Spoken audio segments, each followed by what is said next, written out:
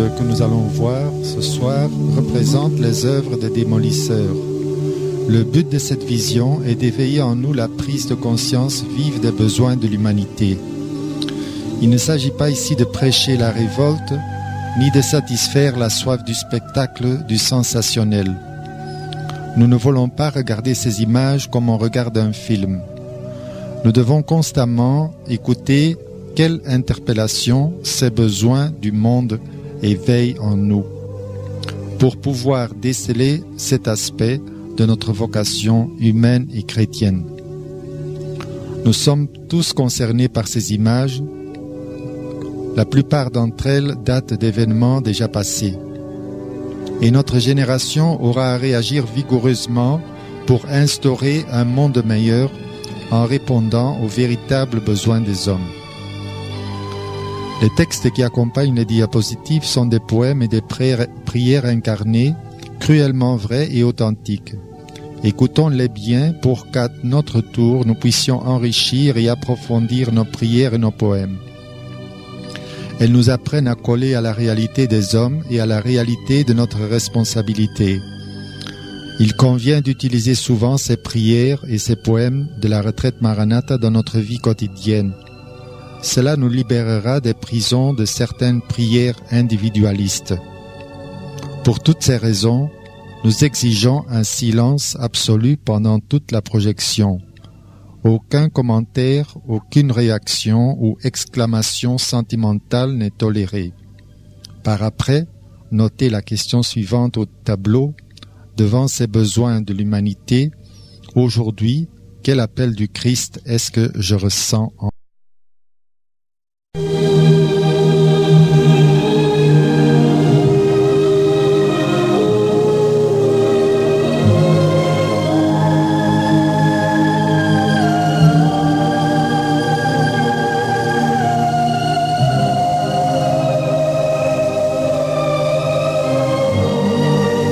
La Terre vue à partir de la Lune. Vu de loin, notre monde, la Terre, est une planète privilégiée dans un univers inhospitalier. La planète Terre est notre nid d'humanité. Elle semble bien petite dans cet univers parsemé de milliards d'étoiles. L'histoire de la Terre, c'est l'histoire de la vie. L'histoire de l'humanité, notre histoire. Aujourd'hui, nous prenons conscience comment ce monde est fragile. Les hommes peuvent mettre en danger cet équilibre fragile entre la vie des forêts, des déserts, des eaux, de l'atmosphère. Aujourd'hui, l'homme a même les moyens d'exterminer toute vie sur Terre.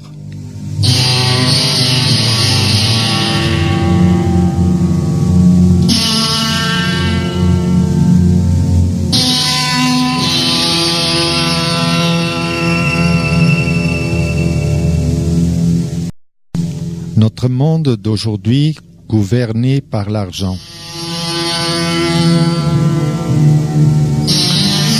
L'homme moderne calcule tout en fonction de l'argent et du profit. Les relations humaines sont gérées par l'économique.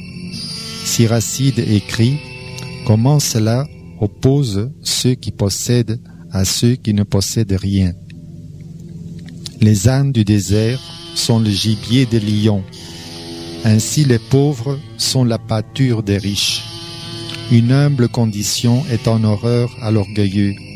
Ainsi le pauvre est en horreur aux riches. Le riche qui chancelle est soutenu par ses amis. Mais l'humble qui tombe est repoussé par les siens. Que le riche se trompe, beaucoup viennent à son secours. S'il profère des sottises, on lui donne raison. Mais si l'humble se trompe, on lui en fait reproche. S'il dit des choses insensées, on n'en fait aucun cas. Qu'un riche parle, tous se taisent et portent au nuage son discours. Qu'un pauvre parle et on dit « Qui est-ce » Et s'il trébuche, on le pousse pour le faire culbuter.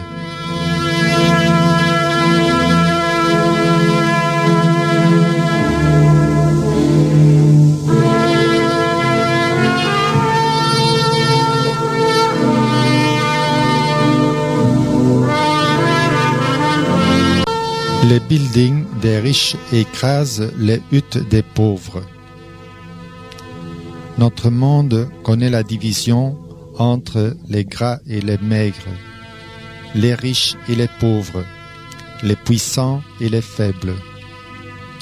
Mais déjà le prophète Isaïe mettait en garde. Malheur à ceux qui ajoutent maison à maison et joignent champ à champ, au point de prendre toute la place et de rester les seuls habitants du pays. Malheur à ceux qui pour un matabiche acquittent le coupable, mais à l'homme droit retire son droit. Et Jésus a repris cette interpellation. Malheur à vous qui êtes riches, car vous avez déjà eu votre bonheur. Malheur à vous qui avez tout en abondance, maintenant, car vous aurez faim.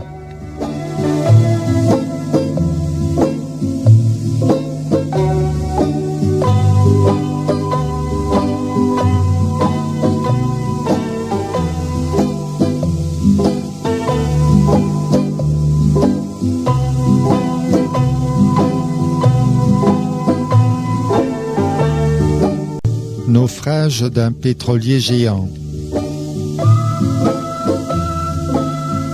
Les 75% des matières premières de la Terre sont utilisées par 25% de la population mondiale.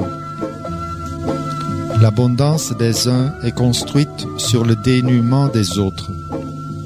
Sous prétexte de soumettre l'univers, l'homme est en train de le massacrer. Il exploite à mort les ressources comme si le monde était un réservoir inépuisable. Il trouble l'équilibre naturel comme si le monde était un dépotoir. Un monde fou, fou, fou. Dans les pays industrialisés, il faut consommer toujours plus et gaspiller pour que les usines puissent continuer à tourner. Mais pendant ce temps, l'eau, l'air, la terre sont menacés et nous ne savons pas quelle planète nous laisserons pour les générations futures.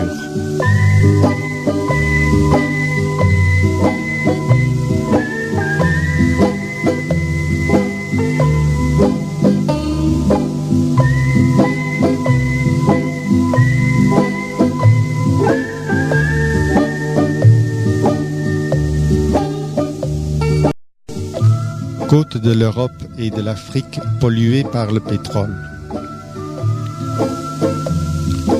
Nous vivons dans une société dévorante.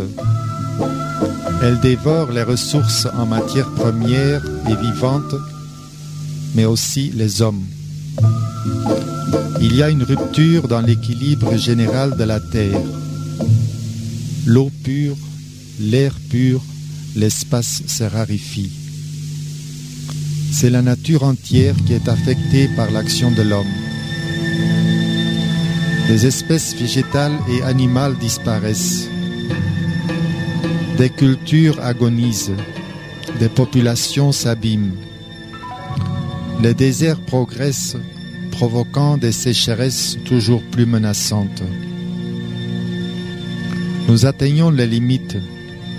On aura beau trouver autant de pétrole qu'on voudra sous la mer, cela n'empêchera pas d'être mauvaise et invivable une société qui se sert du pétrole pour dévorer l'espace habitable et pour accroître l'injustice.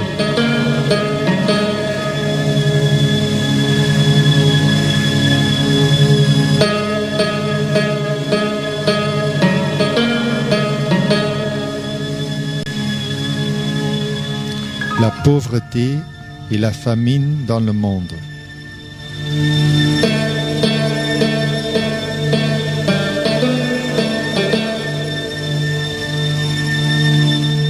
Plusieurs millions d'hommes meurent de faim au cours d'une seule famine aux Indes, 1984. 150 millions d'Africains sont menacés par la mort à cause de la sécheresse. Seigneur Jésus, j'ai mangé, j'ai trop mangé. J'ai mangé pour faire comme les autres. J'ai trop mangé, Seigneur. Tandis qu'au même instant, dans ma ville, plus de 1500 personnes, boîtes de conserve en main, faisaient la queue pour leur ration de Caritas. Tandis que cette femme mangeait dans sa casserole ce qu'elle avait ramassé la veille dans les poubelles. Tandis que 10, 100, 1000 malheureux, à l'instant même dans le monde, se tordaient de douleur, mouraient de faim devant leurs proches désespérés. Seigneur, c'est atroce, car je sais, les hommes savent maintenant.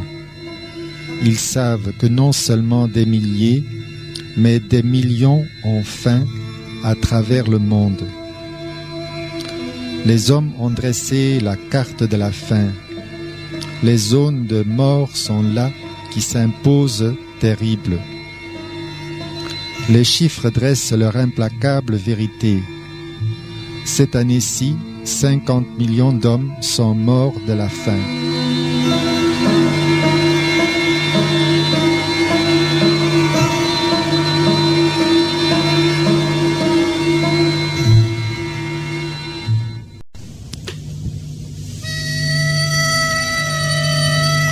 Lépreux mendiant dans la rue.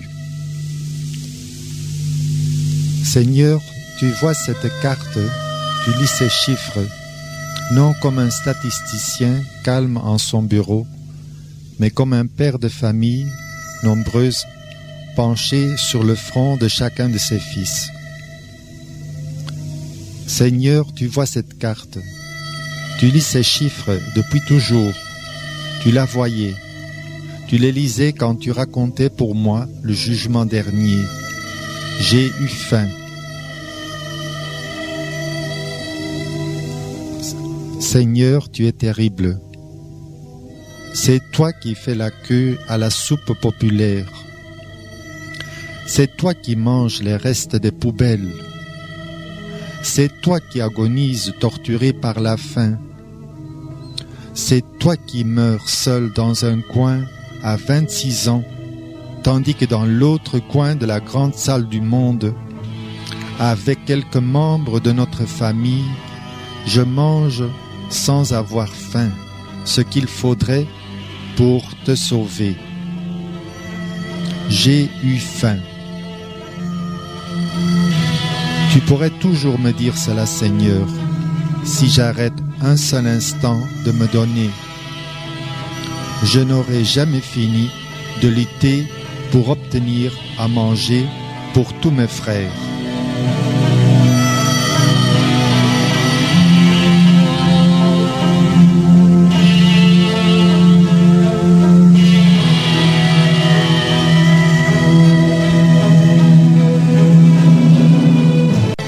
Guerre civile au Liban. Il y a des flaques de sang sur le monde. Où s'en va-t-il, tout ce sang répandu? Le sang des meurtres, le sang des guerres, le sang de la misère et le sang des hommes torturés dans les prisons et le sang des enfants torturés par leur papa et leur maman. Où s'en va-t-il, tout ce sang répandu? Le sang des matraqués, des humiliés, des suicidés, des fusillés, des condamnés. Et le sang de ceux qui meurent comme ça, par accident. La terre qui tourne avec ses grands ruisseaux de sang.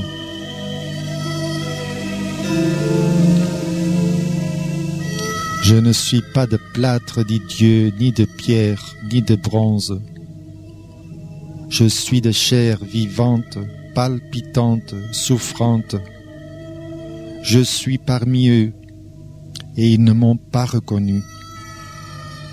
Je suis mal payé, je suis chômeur, je suis dans un taudis, je suis tuberculeux, je couche sur la rue, je suis exploité, je suis manipulé. Je leur ai pourtant dit, ce que vous ferez au plus petit d'entre les miens, c'est à moi que vous l'aurez fait.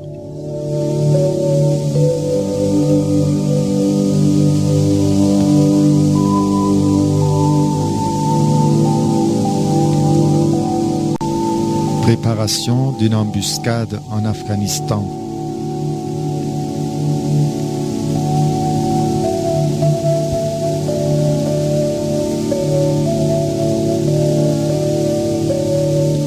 Car je suis partout où sont les hommes, dit Dieu. Depuis ce jour où je me suis glissé chez eux, envoyé en mission chez tous pour tous. Depuis ce jour, je suis russe et américain. Je suis de la Chine nationaliste et de la Chine communiste. Je suis africain du Nord et du Sud. Je suis partout où sont les hommes, dit Dieu. Ils l'ont accepté, ils me possèdent, les traîtres. Salut, maître. Et maintenant je suis chez eux, avec eux, l'un d'eux, eux. Or, voyez ce qu'ils ont fait de moi. Ils me flagellent, ils m'écartèlent, ils me crucifient, ils me déchirent et en s'entre-déchirant. Ils me tuent en s'entre-tuant. Les hommes ont inventé la guerre. Je saute sur des mines, je râle dans les trous. Je gémis criblé d'éclats d'obus. Je m'écroule sous les rafales des mitrailleuses. Je sue du sang d'hommes sur tous les champs de bataille. Je crie des cris d'hommes dans la nuit des combats. Je meurs des morts d'hommes dans la solitude des combats.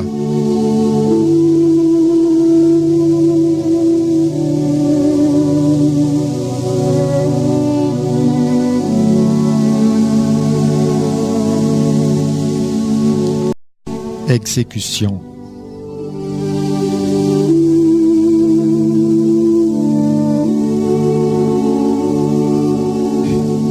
Ô terre de lutte, immense croix où les hommes chaque jour me couchent, n'était-ce pas assez que le bois du Golgotha?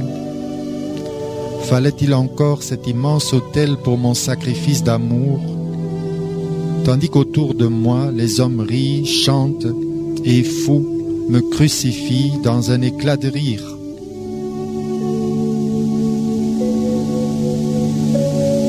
Seigneur, assez, pardon, ayez pitié. Je ne veux pas, ce n'est pas moi.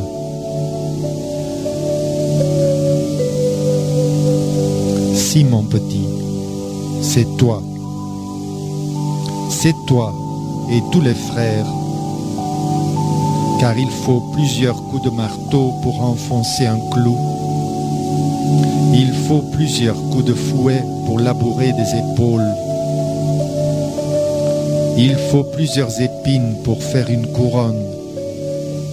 Et tu es de cette humanité qui ensemble me condamne.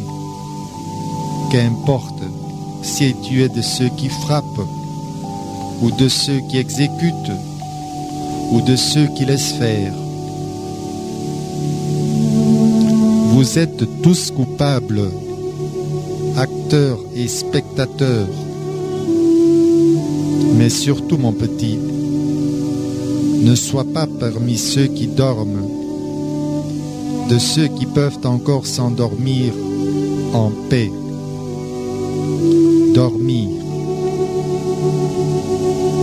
Vous ne pouvez donc pas veiller 1 heure avec moi?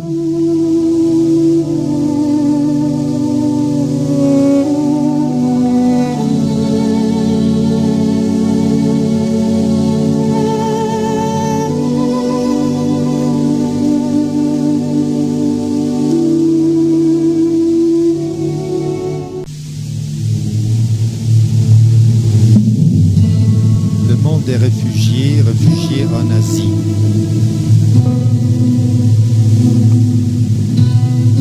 Des millions de réfugiés de par le monde entier s'entassent dans des camps de réfugiés. Je sais que dans cette unique pièce se mêle la laine empestée de 13 personnes entassées. Je sais que les rats s'approchent pour dévorer les croûtes et mordre les bébés. Je sais que la maman reste debout toute la nuit, car il n'y a de place que pour un lit, et que les 2 enfants sont malades. Je sais que l'homme ivre vomit sur l'enfant qui dort à côté de lui. Je sais que le gars s'enfuit seul dans la nuit parce qu'il en a marre. Je sais que les hommes se battent pour les femmes, car ils sont 3 ménages dans la même baraque. Je sais que l'épouse écarte son époux, car il n'y a pas de place pour un nouveau fils. Je sais qu'un enfant doucement agonise, s'apprêtant à rejoindre là-haut ses 4 petits frères. Je sais encore, je sais des centaines d'autres faits, tandis qu'en paix, j'allais dormir entre mes draps tout blancs.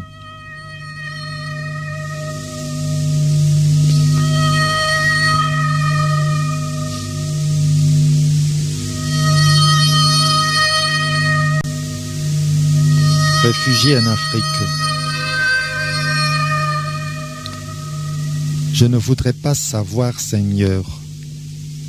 Je voudrais que ce soit des histoires. Je voudrais me persuader que je rêve. Je voudrais qu'on me prouve que j'exagère. Je voudrais qu'on me montre que tous ces gens ont tort, que c'est leur faute qu'ils sont malheureux. Je voudrais me rassurer, Seigneur, mais c'est trop tard. J'ai trop regardé, j'ai trop écouté, j'ai trop compté. J'ai compté, Seigneur, et je crois que les chiffres implacables m'ont ravi pour toujours mon innocente tranquillité. Qui n'a jamais rencontré un des millions de réfugiés de notre monde ?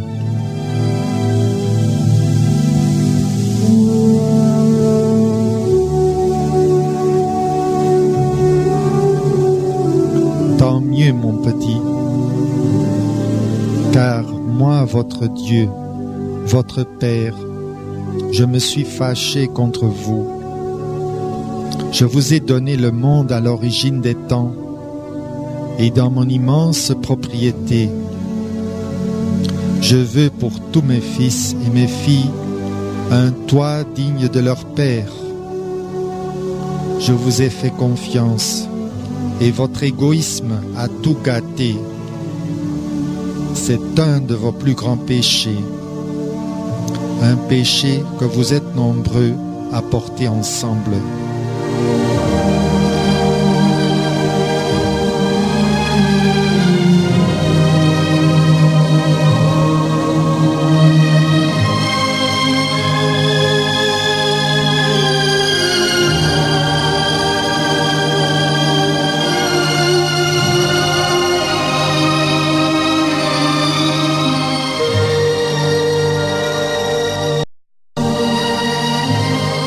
Jeune chômeur. Alors la jeunesse qui devait regagner les secteurs de production, elle est là, errante, riant de sa misère, quémandant le pain et le travail aux boutiques inhospitalières. C'est le sous-développement. Elle est là, la jeunesse achetant et vendant boîtes d'allumettes et savons de toilette. Ils sont là, un accident d'auto les attire, un fou fâché les égaie, une bouteille qui casse les amuse, le sous-développement. Ils sont là, affamés, regardant, admirant, bâillant de famine et d'ennui dans ces centres où aucune maison n'est pour eux. l'hébétude sociale est l'état maladif de ce peuple qui n'a plus confiance en ses fils, qui soupçonne incompétents, voleurs, sans conscience, sans plan, sans projet, de ce peuple désorienté qui aspire au temps merveilleux, imaginaire, miraculeux.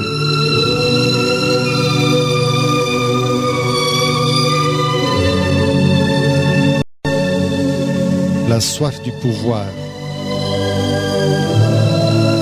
Devant les réalités de l'insouciance des responsables, l'abbé Kayoya témoigne de ses propres tentations qu'il a dû vaincre. J'ai été jugé élite pour faire de l'université. J'ai été jugé capable d'entrer dans les rangs des intellectuels des pays en voie de développement. Ces hommes malins comme des singes qui assistent sans soupir à la décadence de leur peuple. Ces hommes civilisés qui ont honte de vivre dans leur village. Ces hommes intelligents, brevetés, qui fuient le sol natal en dette, le sol natal insolvable, le sol natal dépourvu d'eau courante, le sol natal aux nuits sombres, le sol natal aux maisons empisées.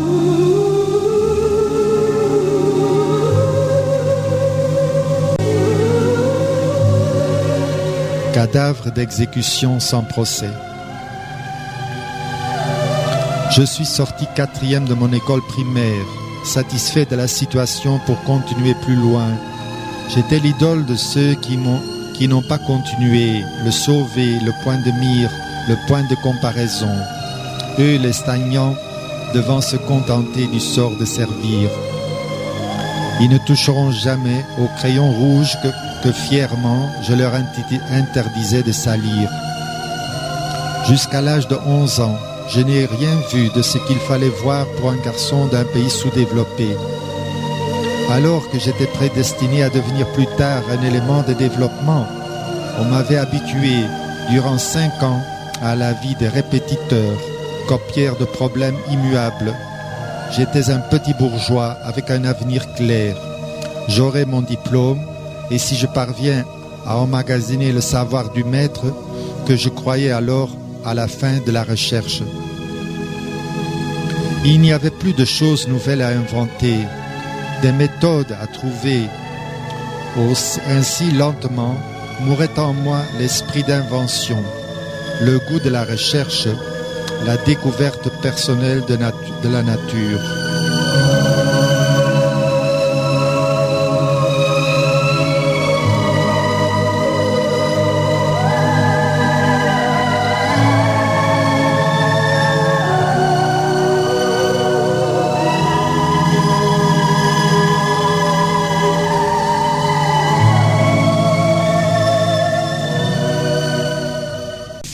La famine après la guerre. Je ne me rappelle pas avoir appris à sortir mon peuple du sous-développement. Aucune discipline m'a poussé à le changer, à l'améliorer, à l'embellir. On m'apprenait à chanter ses beautés, mais dans des termes trop statistiques pour me pousser à l'action du développement. Il était dans une situation qu'il devait garder. Je devais plus tard me contenter d'entrer dans la ligne du travail déjà commencé. Aucun doute ne naissait en moi. Tout était parfait, tout était clair.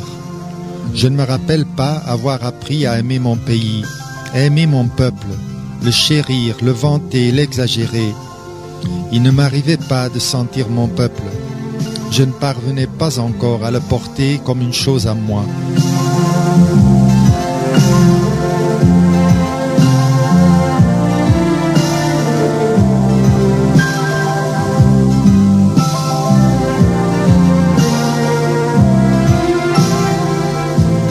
Enfant de la famine dans un camp victime de l'inconscience. Pendant tout ce temps, lentement, impitoyablement, mourait en moi le noble sentiment national. Lentement, inexorablement, poussait en moi les germes, et de l'insouciance, et de la démission, et de la satisfaction égoïste.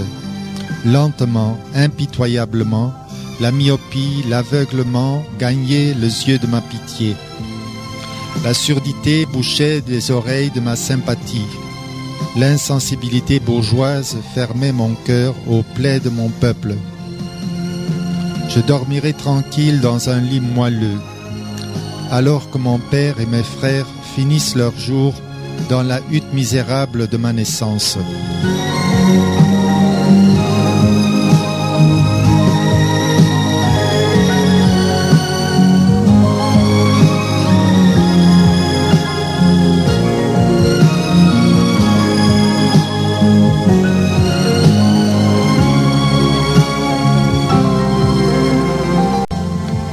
Le secours miracle vient trop tard pour ce petit qui meurt dans les bras d'un missionnaire. Sans honte, je sablerai le champagne, alors que mes domestiques, mon cousin et l'enfant de mon peuple n'ont pas de quoi assouvir leur faim de famine. J'oserai à haute voix réclamer haut salaire, indemnité et primes, alors que mes domestiques ne sont pas payés depuis un an. Lentement, fatalement, je deviendrai méconnaissable, étranger à mon peuple, insensible à ses misères, le pillant sans le servir. Habillé comme un prince, la nudité de mes frères ne dira plus rien à mon cœur de chair, devenu cœur de pierre. Comme au temps de l'école, je parlerai d'analphabétisme. Je développerai avec des mots savants le manque de logements décents. Je déplorerai la malnutrition de mon pays, mais comme un élève qui répète sa leçon, mais comme un candidat à l'examen qui avec sueur débite son cours pour qu'on dise « Il a bien parlé, il comprend, il est à diplômer ».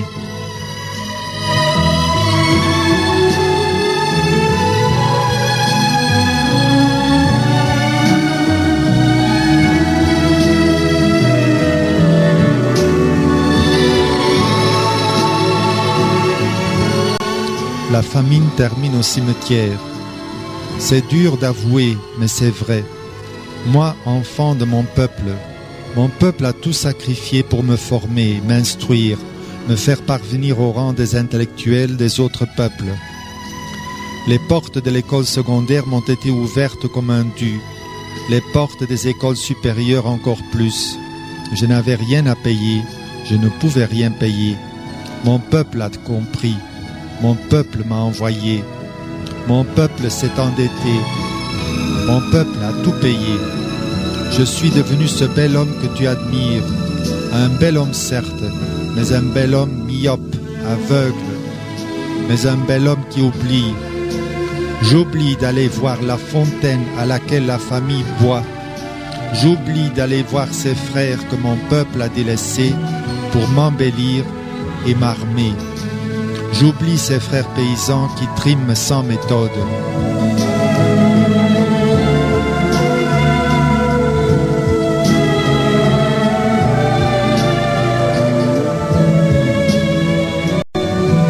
La guerre, destruction d'une capitale. J'oublie ces mères en détresse qui attendent le médecin qui ne vient pas. Cette jeunesse manquant, assoiffée de cadres et de direction. Je suis myope, aveugle, j'oublie. Je gaspille l'argent de mon peuple et son temps, le temps inemployé, le temps payé, le temps précieux que mon peuple me réclame. Au volant de ma Mercedes, je traverse sans émoi ce peuple en quête de paix, de pain, de travail, d'eau propre, de médecine, d'instruction, en quête de conditions dignes de la vie humaine.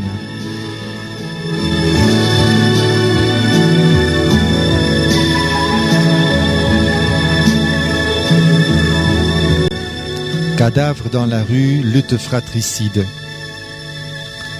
6 ans d'études secondaires, 6 ans de formation à une autre vie que celle de mon peuple. J'ai passé le secondaire sans une conscience vive d'être le fils de mon pays, sans ce sentiment aigu d'être l'élite de mon village, élite intégrée, élite soutien, élite promoteur, élite moteur. Je n'avais d'autres ambitions que celle de vivre en assistant, en aide, en irresponsable. Un homme qui touchera un salaire, s'établira dans une ville et dira dans la fierté de son bien-être « Moi, au moins, j'ai étudié, n'est-ce pas ma chérie? Dors bien, ô mon âme, sois tranquille, la politique m'est favorable. » Et autour de moi, toute la nature crie désespérée.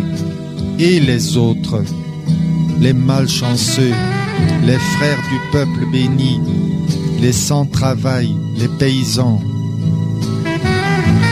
Je réponds avec cette sérénité bourgeoise d'un homme arrivé. Oh ma chérie, vivons la vie des hommes civilisés. Les autres, les paresseux, les sourds, c'est la vie. C'est le destin.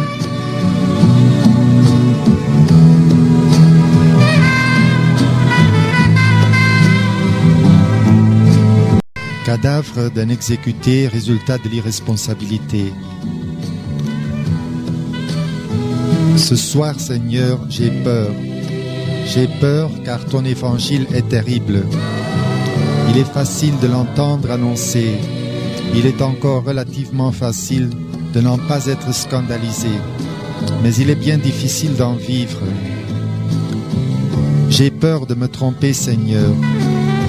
J'ai peur d'être satisfait de ma petite vie convenable. J'ai peur de mes bonnes habitudes. Je les prends pour des vertus.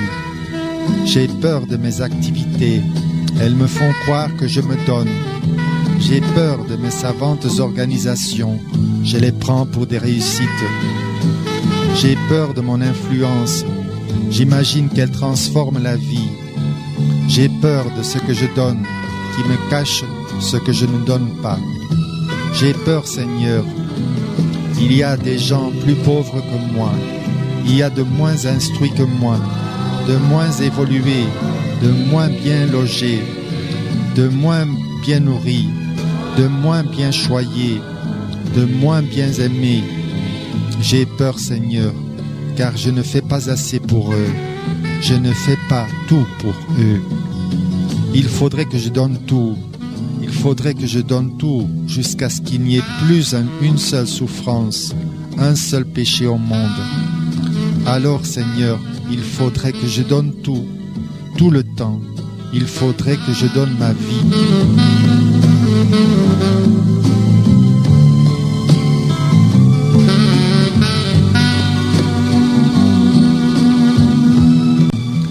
L'Apocalypse à portée de main, nuage de l'explosion d'une bombe atomique.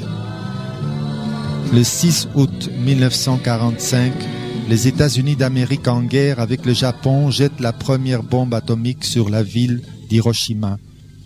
Plus de 100 000 morts en une seconde, grillés vifs. Le 9 août 1945, donc 3 jours après, les Américains jettent la deuxième bombe atomique sur la ville de Nagasaki. Plus de 60 000 personnes meurent dans ces souffrances atroces. L'ère nucléaire vient d'être inaugurée. Les 50 000 bombes atomiques utilisables en 1984 peuvent détruire plusieurs fois toute la vie sur Terre. Il fait sombre sur Hiroshima. Le monde entier s'est cotisé pour rebâtir la ville. Il fallait se faire pardonner. Il fallait replâtrer nos consciences et les repeindre en blanc. C'est fait. Nous avons accompli notre devoir. Nous pouvons maintenant en paix trouver de bonnes raisons pour fabriquer de nouvelles bombes et préparer des milliers d'autres Hiroshima. Ô mon Seigneur, souffrant sur ton immense croix plantée là à Hiroshima, une fois de plus, tu te tais. Pourquoi? Il fait sombre sur Hiroshima et sur Nagasaki. Est-ce un brouillard de honte sur le front du ciel qui a vu, en 1/10 de seconde, 200 000 hommes de leur vie déshabillés? Est-ce la nuit de mon cœur, volcan réveillé, où bouillonne une sourde révolte.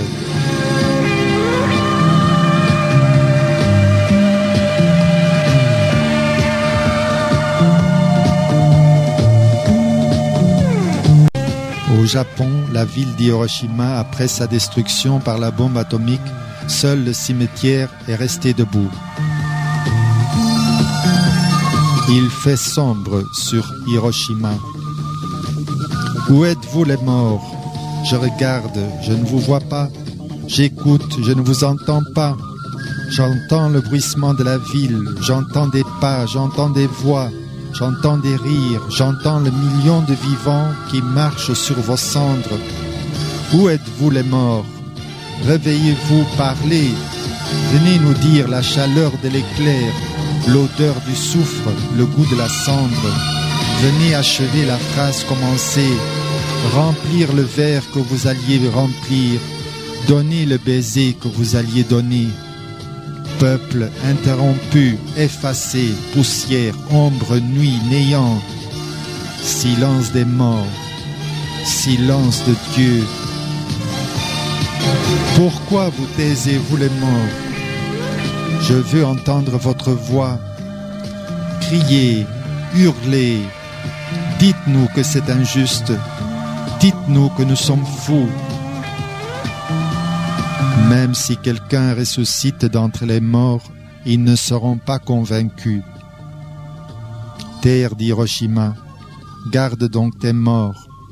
Mais toi, mon Dieu, effrayant Dieu silencieux, sur la croix, crucifié, parle, hurle, dis-nous qu'il faut aimer. Après avoir à bien des reprises et de bien des manières parlé jadis au Père par les prophètes, Dieu, en cette fin des jours, nous a parlé par son Fils. C'est fait. Jésus, toi non plus, tu ne parleras plus.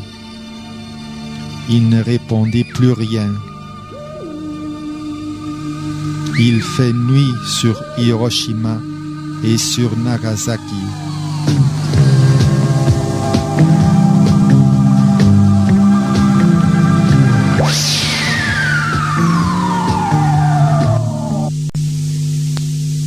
Il faut un cœur nouveau pour l'homme.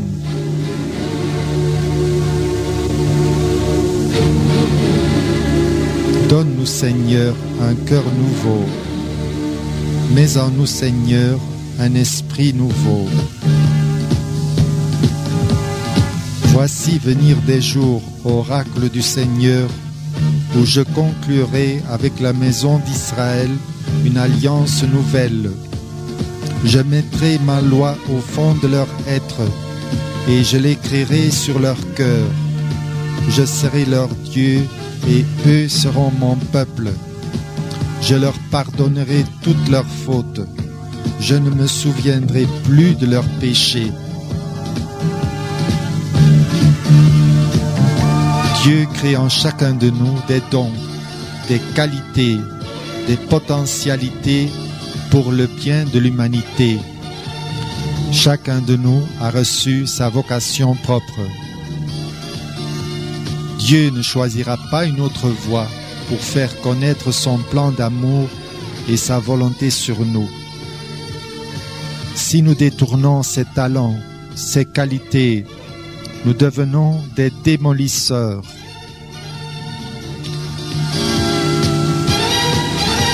À nous de prendre conscience ce soir, suite à ces diapositives, que nous n'avons pas d'autre choix que d'accueillir et de faire fructifier nos vocations.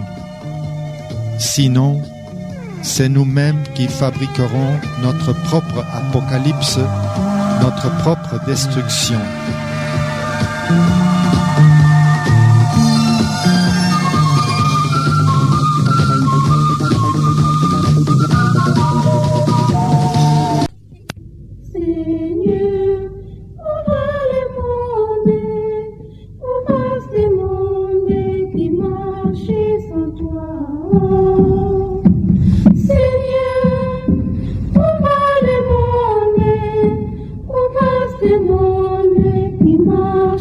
Sans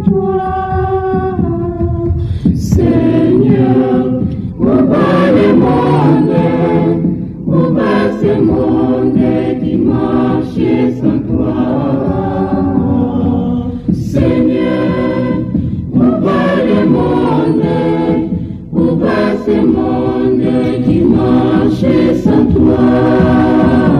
Partout, des armées en guerre, partout au monde, les langages des armées, ici et là, beaucoup de sang coule, la vie humaine n'a plus de valeur. Seigneur, où va le monde? Où va ce monde qui marche sans toi? Seigneur, où va le monde? Où va ce monde qui marche sans toi? La liberté devient vraiment amour et paix, pire utopie, seul prévaut la loi des plus forts, la terre devient jungle endiablée. Seigneur, où va le monde? Où va ce monde qui marche sans toi? Seigneur, où va le monde? Où va ce monde qui marche sans toi? Ici, on vit dans la misère et là-bas, on est dans l'opulence. Nulle part, la moindre justice, le cri des pauvres se perd dans les chaos. Seigneur, où va le monde? Où va ce monde qui marche sans toi?